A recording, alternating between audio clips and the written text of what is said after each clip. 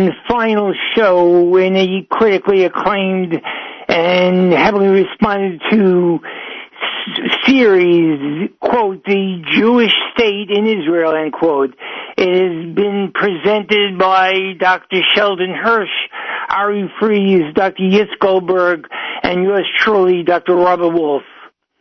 We also would like to thank Mr. Zev Brenner and Talkline Communications. Purpose of this series was to present a true and honest history of the Jewish state in Israel over the past 4,000 years without all the omissions, distortions, and lies that have dominated the presentation of this history. Using the material in this series should make each person able to respond directly, clearly, and honestly to efforts by those who want to try to present a false history of the Jewish state in Israel.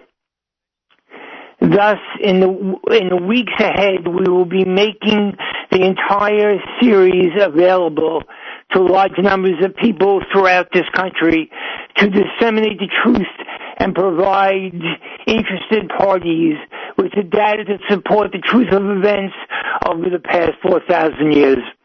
We'll be emailing the series to opinion leaders in every field and every specialty, and most importantly, to you, our listeners.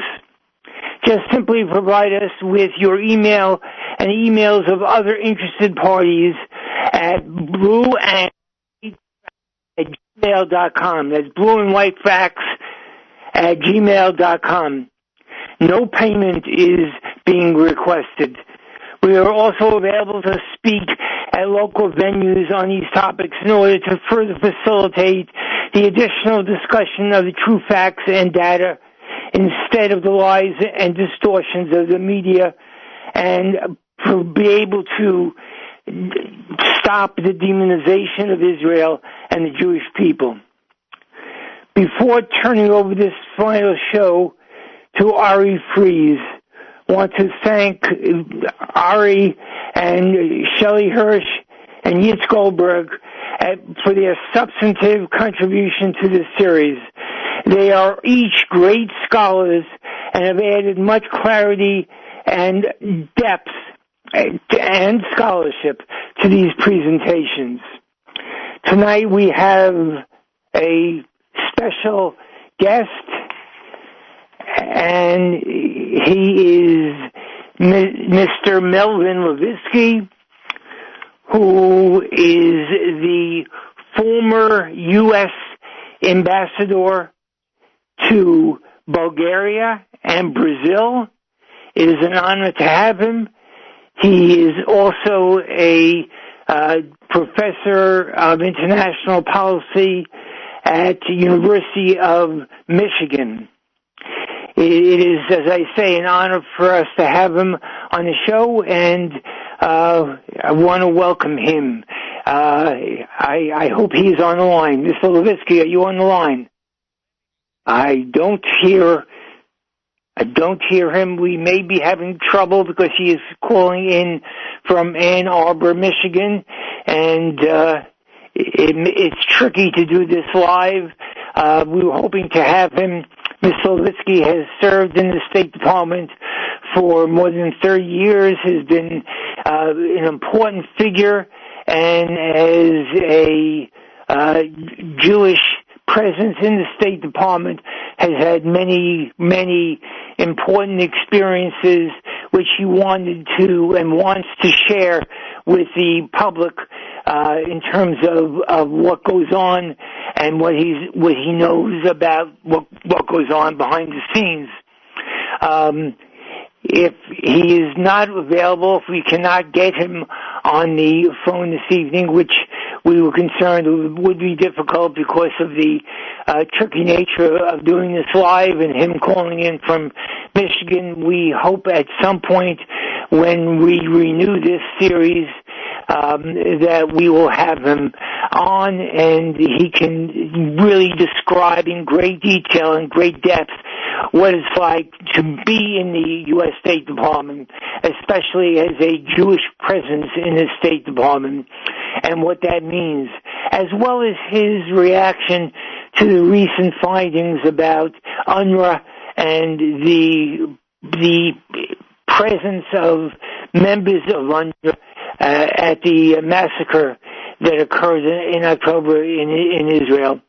We know that he has some very strong feelings about that, and we know that he did want to share that with the American public. One way or another, we will get this information across. If we can't get it on the show tonight, we will find another way.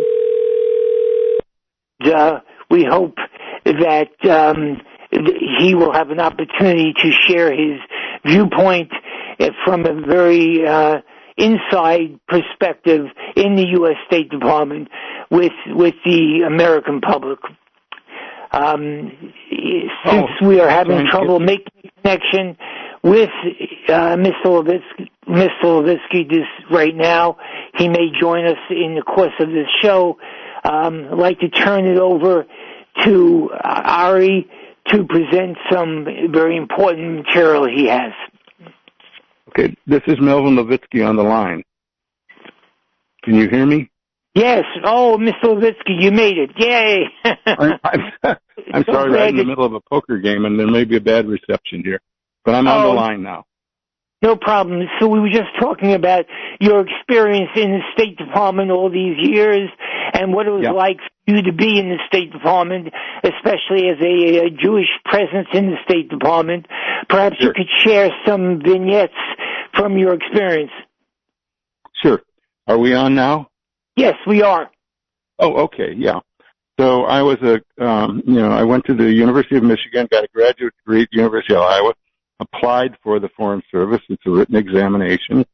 Then you take an oral examination before a panel. And actually, it was interesting in the panel, there weren't that many Jews in the State Department at the time. And so during the panel discussion, it was kind of strange. One of the panelists said, well, how would you, we see that you've listed yourself as Jewish. I said, yeah. They said, well, what would it be like, if you can't get kosher food? And I said, well, I'm Jewish, but I don't keep strict kosher. I don't eat pork, but, I eat whatever's available. Anyway, one thing led to another. I took I took the Foreign Service exam, had the oral interview. They offered me a job in the State Department, and I went to the State Department with my newlywed, God bless her. She's now passed away not too long ago, and commenced my career with an orientation course, and had the first, so this is 1963, first assignment in the fall of 63 in Frankfurt, Germany, which at that time still had the, for example, the old opera house, they left bombed out as a symbol of what it had, because it was bombed during the war. Frankfurt being a big, this is Frankfurt am Main. There are two Frankfurts. The other one's over in East Germany. And so then I commenced my career in Germany with a kind of rotation, doing consular work, issuing visas and some political work, and doing a little bit of, what I would say outreach, where we would invite young Germans at the time to come into our homes and have a discussion, offer a little food, that kind of thing.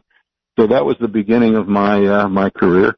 There were, of course, other Jewish Foreign Service officers, but not as many in those days as there have been in the last 20 years or so, some time ago. So that's sort of a summary of how I got into the Foreign Service, into the diplomatic corps. Was there any experience of any undercurrents of anti-Semitism in the course of your working in the State Department?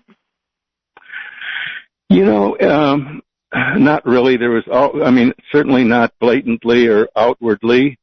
I would say when I was in, from the name, they could probably think that I might be Jewish, so you never know, because it had been a bastion of, white Christian Americans, many of them from the Eastern Seaboard. So I had both my Jewish religion and the fact that I had, was at the University of Michigan and then University of Iowa later on for a graduate degree. But frankly, after a while, it didn't matter because, the real thing is, could you do the work? And I've always believed in that. And when I, rated people, sometimes you have to do a performance report. My question was always, did that person do the work, and how well did that person do the work, male or female? And I've read stories about the earlier days of the Foreign Service where there weren't many Jews, and it was kind of a Harvard, Yale, Princeton kind of club. It opened up just as after World War II, a lot of things opened up to Black Americans. The country after the World War opened up to a lot of different kinds of people that hadn't participated in government and particularly in the Foreign Service.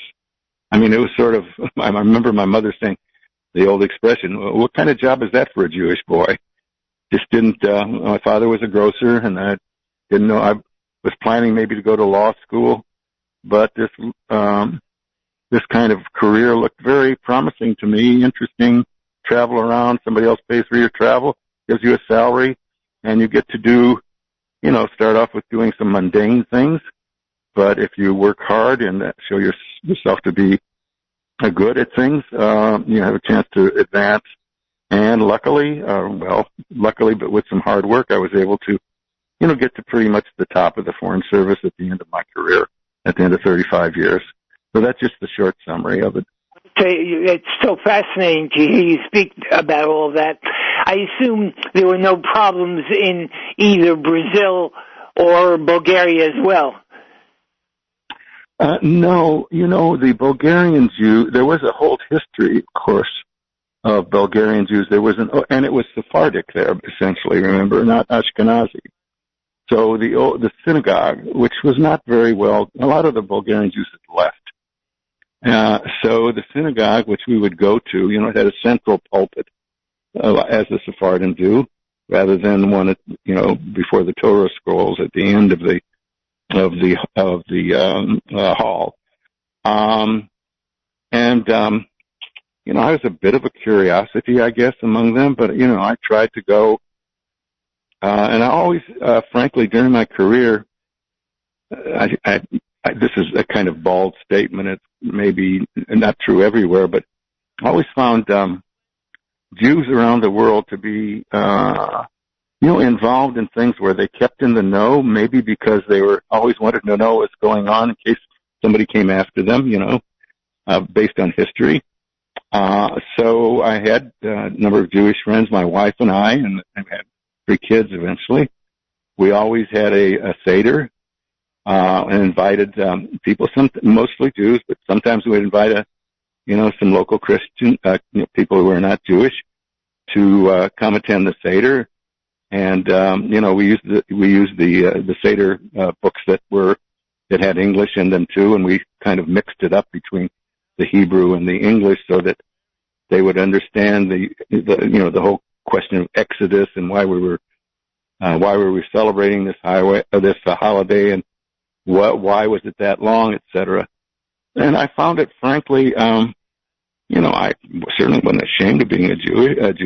In fact, I could say I used my religion, my identity, in many cases to, I think, my benefit and to the benefit of the country, to be able to show, the diversity of our country overseas, and that all diplomats weren't these stuffy people in, striped pants and long coats. And it worked quite well, I thought. I mean, I did reach pretty much the top of the organization by the time I retired. Yes, you did. Any thoughts about the recent findings about UNRWA and what was discovered about their participation in the attack on Israel in October? And any thoughts? Yeah. Well, my thought is if it's proven, and I've seen the news reports, I don't have an idea of whether there was some facilitation or backing off and letting, some of the shooting go on. But if that's true, what I think we should do is just basically remove our contribution, which is, pretty large. In fact, it's probably the largest of any country to UNRWA. I mean, they have done good work over the years, but, we have a whole tradition of the United States of making sure that our interests are being served. So, we ought to look at that carefully, I think. And I don't have any information that would say one way or the other what's going on.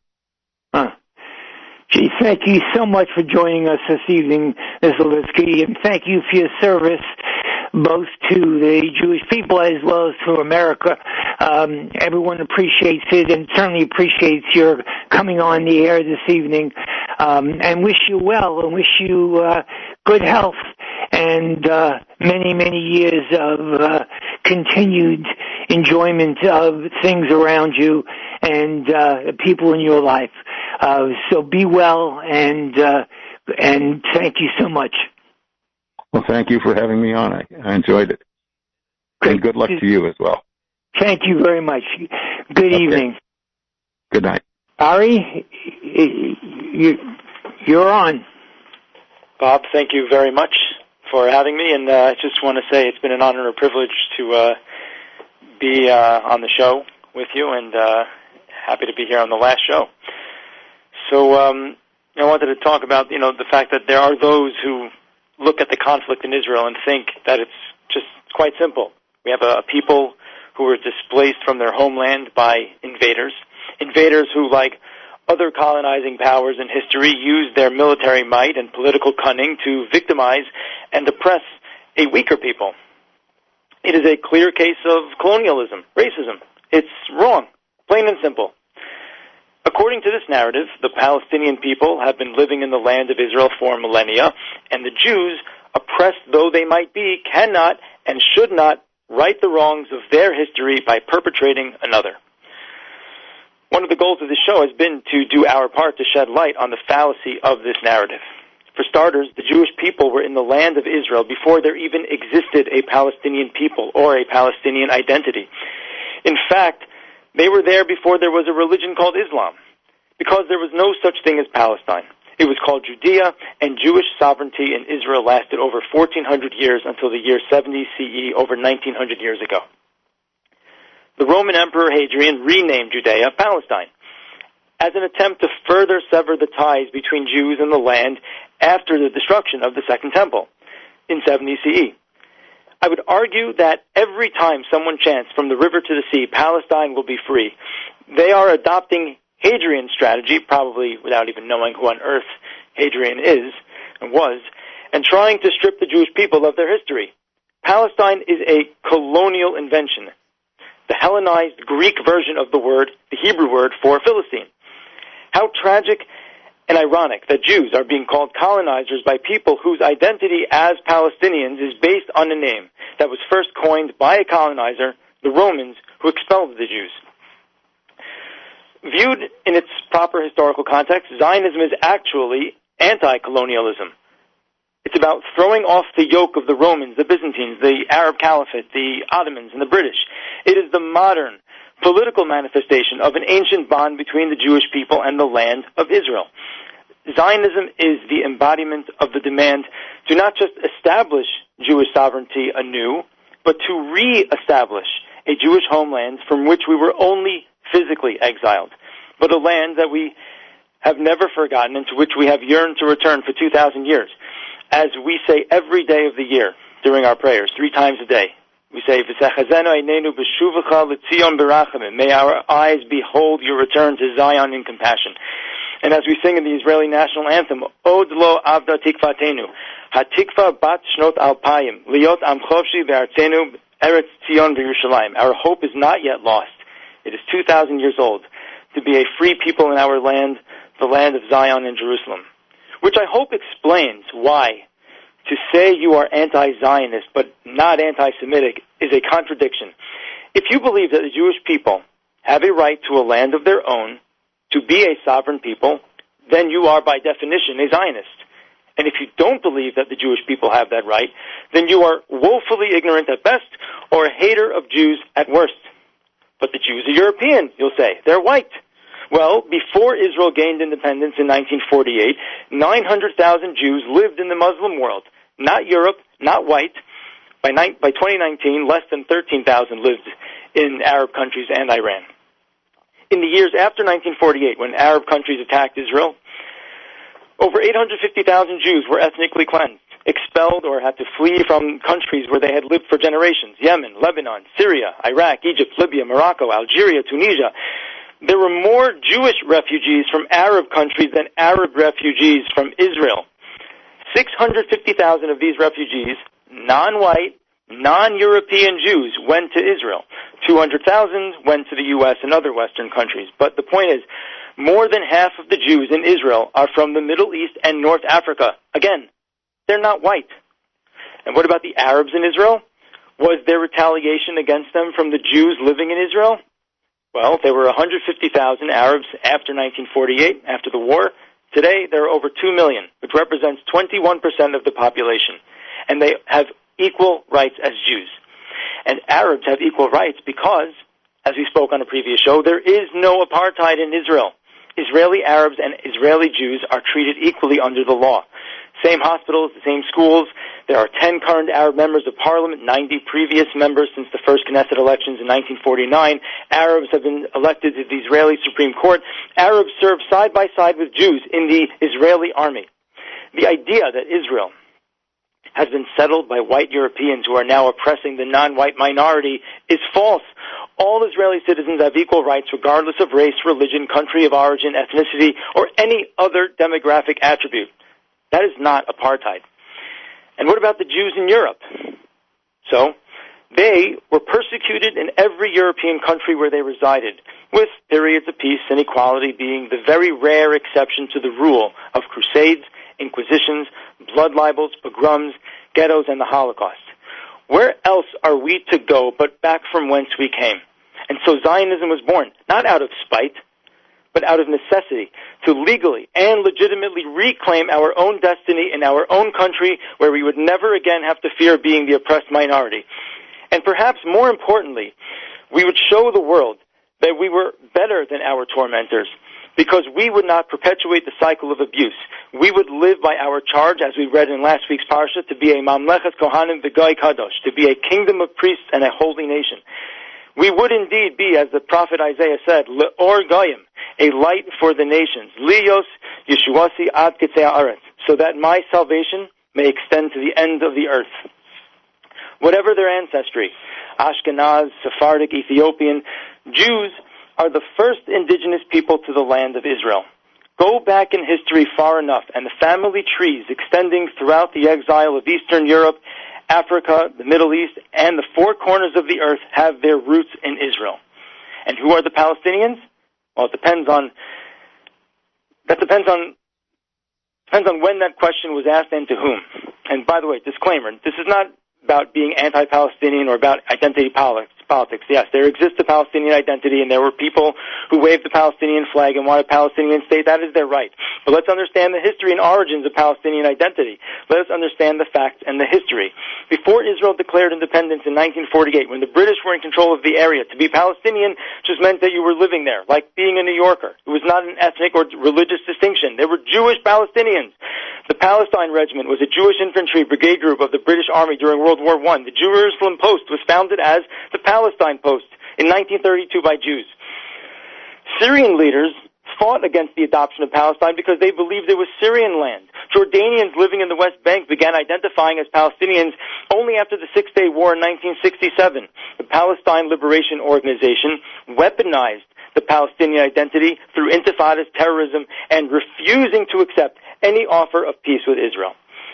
As a PLO military commander once said, quote, "The existence of a separate Palestinian identity exists only for tactical reasons. The establishment of a Palestinian state is a new tool to continue the fight against Israel and for Arab unity," end quote. Regarding those offers of peace, did Israel deprive the Palestinians of an opportunity to govern themselves, to have a country of their own? Is it true that they were exiled from their homeland without a right to return? No. The following were all rejected by the Palestinians and accepted by the Jews. And the constant theme here is that it was an all-or-nothing mentality for the Palestinians. And important to also note, there was no existing country called Palestine with an independent government. So the Peel Partition Plan of 1936 was going to give 80% of the land to the Arabs, 20% to the Jews. The Jewish portion was 2 non-contiguous sections. Jerusalem was going to be under British control, and the Jewish section was also going to be a 60-40 split, 300,000 Jews and 190,000 Arabs, and the Jews still said yes. And what were the Arabs going to get? A completely contiguous section, including the Negev, the West Bank, and the Gaza Strip. They rejected it. They also rejected the 1947 UN partition plan. And shortly thereafter, they attacked the nascent Jewish state, causing the War of Independence in 1948. Again, the Jews were willing to compromise. The Arabs were not. In 2000, Ehud Barak, Prime Minister of Israel, and Yasser Arafat, Chairman of the Palestinian Liberation Organization, met at Camp David. Barak offered the Palestinians a state with a capital in East Jerusalem, control over the Temple Mount, the entire Gaza Strip, about 95% of the West Bank, and $30 billion, that's with a B, billion dollars for the 1948 refugees. Turned down. 2005, Israel unilaterally left Gaza. And as Fleur Hassan Nahuma, the deputy mayor of Jerusalem, said, Gaza could have been Dubai, and instead Hamas turned it into Beirut. End quote. They could have built up, but they chose to build down. And in 2008, Ehud Olmert was even more generous than Barak, including additional land, and Mahmoud Abbas rejected that deal. So in closing, I began by saying that there are those who want to reduce the conflict as a simple matter of right and wrong, indigenous sovereignty versus foreign colonization. We have illustrated why this is clearly false, but perhaps there is truth to the idea that despite the many layers involved, religion, history, politics, cultural identity, national sovereignty, among many others, there is a simple framework of the conflict. Do the Jewish people have a right to self-determination in their ancestral homeland? Simply put, there is no path to resolution if the answer to that question is no. Bob, thank you for having me. All right, great presentation. I hope everyone was listening very carefully. It was a magnificent presentation, and I hope that you will get the series through email, as we will be sending it out as soon as it is ready, and you'll be able to review the material that has been presented, including tonight's presentation. Thank you for listening. Thank you for your efforts, your energies, your belief, your struggle, and your working hard to make sure that the truth in the end will win out. And remember, most of all, that no matter what, Am Yisrael Chai. Good night.